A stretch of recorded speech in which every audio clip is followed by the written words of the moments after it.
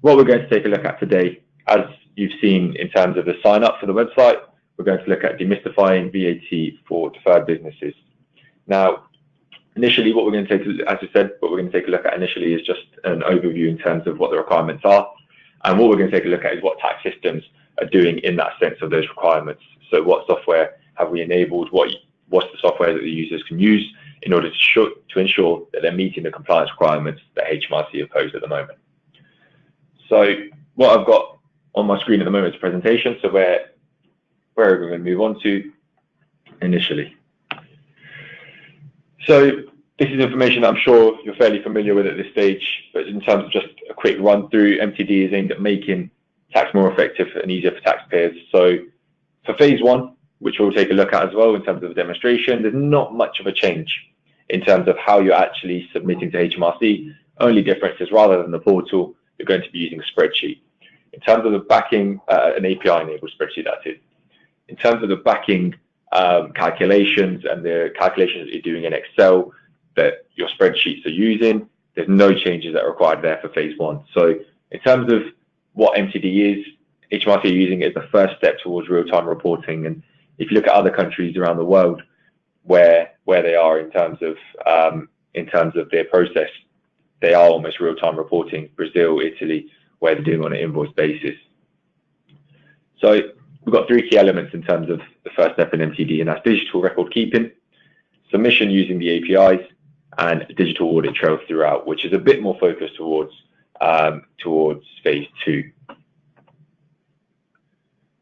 In terms of who is affected, what we'll see is the organisations with VAT return periods starting on or after the 1st of April 2019. So that's for the VAT registered businesses. From a group perspective, there's a deferral to October 2019. So what we'll see mostly with groups from now is your returns from now going forward will have to be done via an API-enabled spreadsheet until October 2020.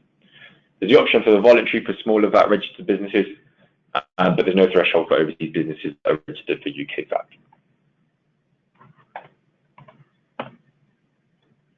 In terms of the practical requirements, point one, storing the VAT records digitally.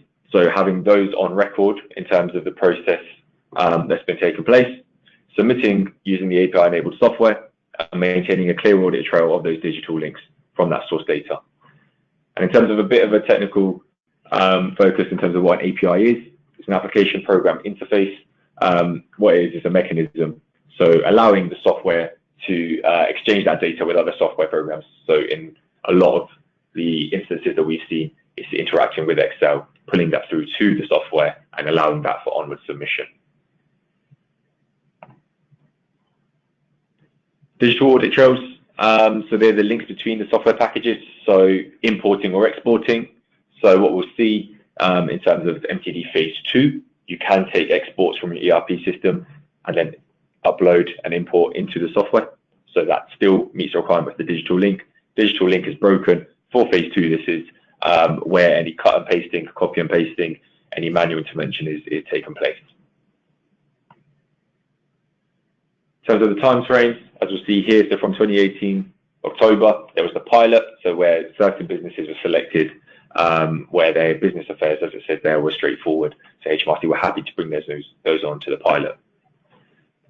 April 2019 is when the single businesses that were outside of the groups that exceeded a threshold will then have to come on board in terms of MTD phase one. The soft landing period being phase one, where it's just the submission that's required. October 2019, this is when MTD for VAT applies to many different types of businesses, so not-for-profit organisations, VAT groups, trusts and local authorities. And if we look forward to April 2020, which is when businesses that were part of the April mandation for 2019 would now have to move on to the full end-to-end compliance solution where the digital link is broken in their current workings. So you could potentially be compliant from 2020 onwards still using a bridging software. That's dependent on whether formulas are in place, macros are in place, and the digital link isn't broken at your spreadsheet level. Looking forward to 2021, HMRC have indicated that corporation tax could potentially be next in terms of going digital. It's a date that you'd probably expect to be moved back now because of the fact that there's still a lot more to implement for the VAT purposes before they do move on to CT, but it is something to bear in mind.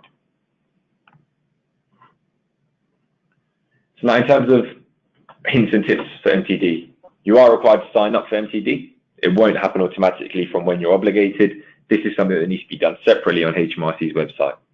So, and also this is before you even authorize the software to act on your behalf. So the first step to sign up for MTD is to go onto HMRC's website, and what that does is that then confirms that your company will be working forward in terms of digital requirements for MTD. As it states there, you're advised not to sign up for MTD until you have submitted your final non-MTD return, because of the fact from sign up, you're then expected, and it will only be accepted for MTD returns as opposed to the current process that's in place. It's advised to sign up at least 15 days before. What that does then ensures that any sort of IT issues or anything like that you might have can be cleared before your filing deadline falls into place. And as it states, those that pay by direct debit are required to sign up at least 15 days before the deadline. What we're going to do is we're going to take a look at the AlphaBridge software that we at Tax Systems provide.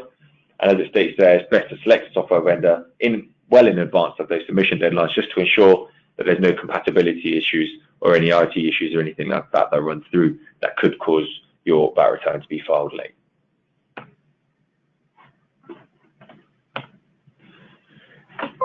With MTD, there is some changes to the penalty regime.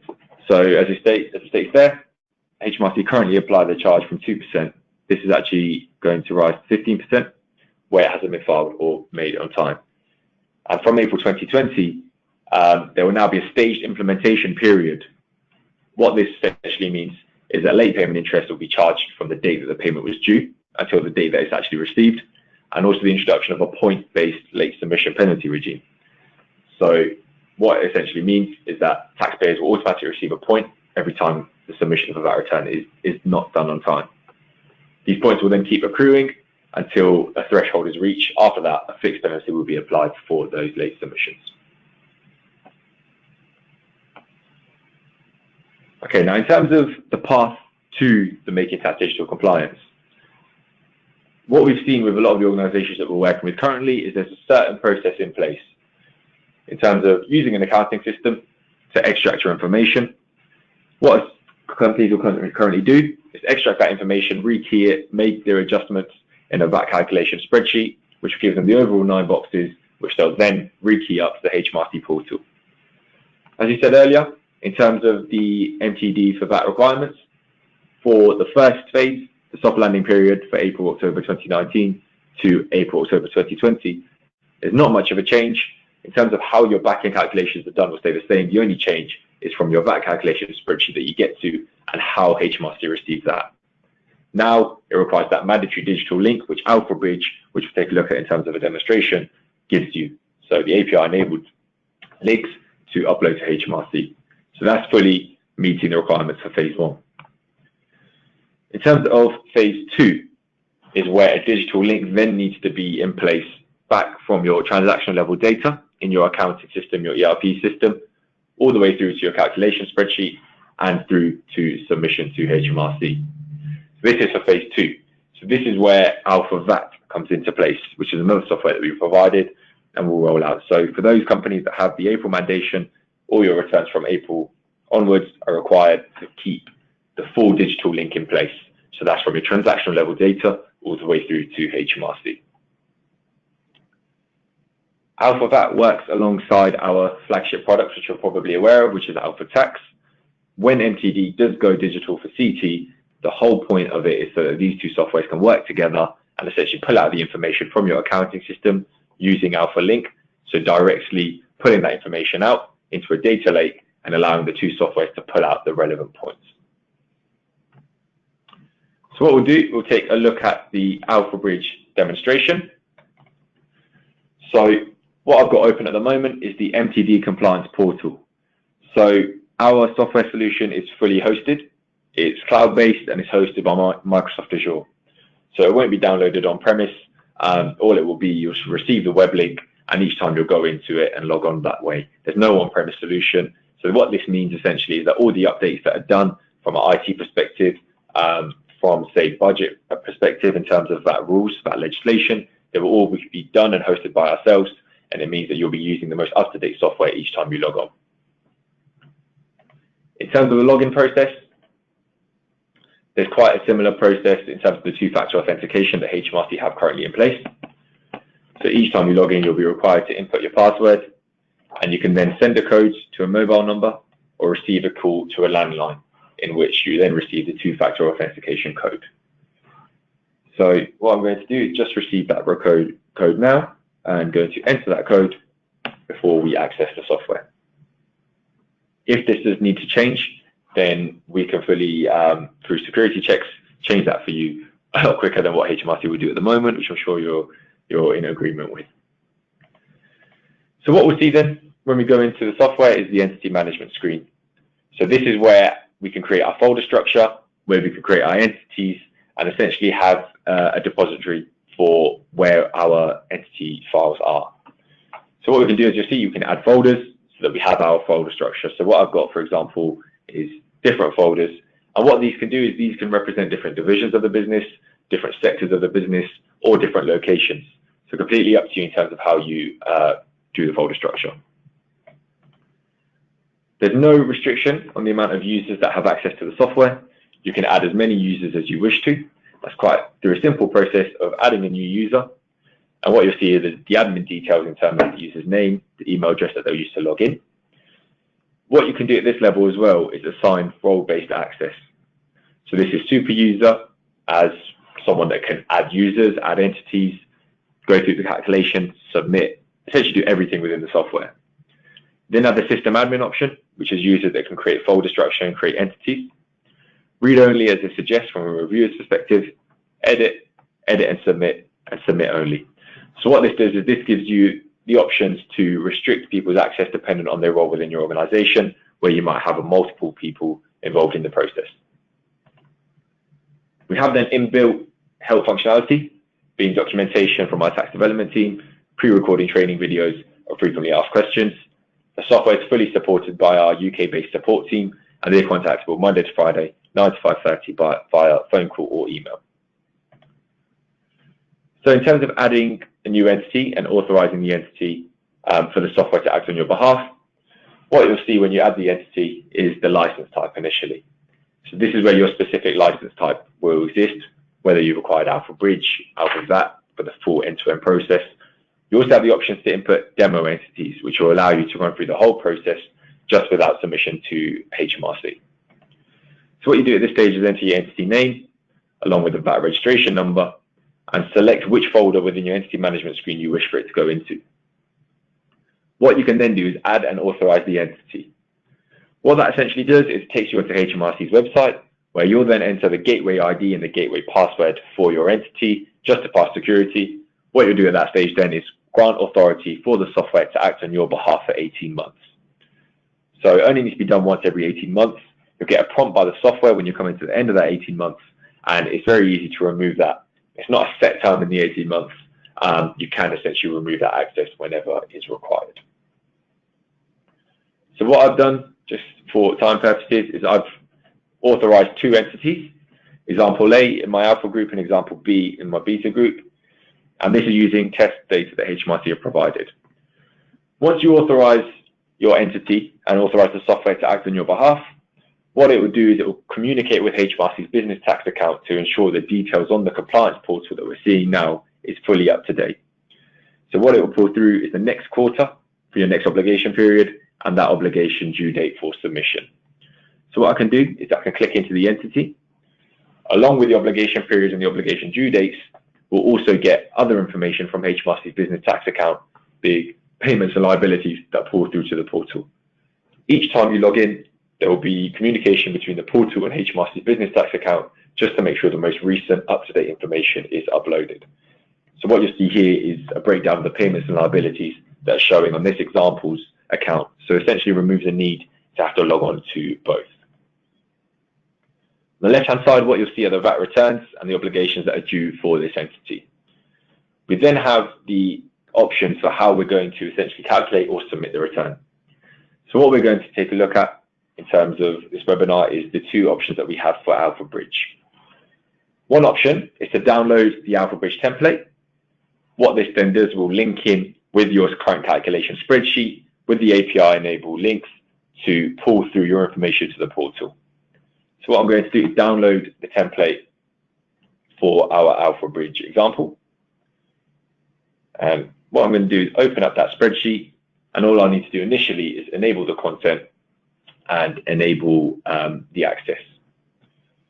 So what you'll see is the AlphaBridge template for our VAT return, and all I need to do is enable the editing. And then once it's done that, I will just need to enable the content.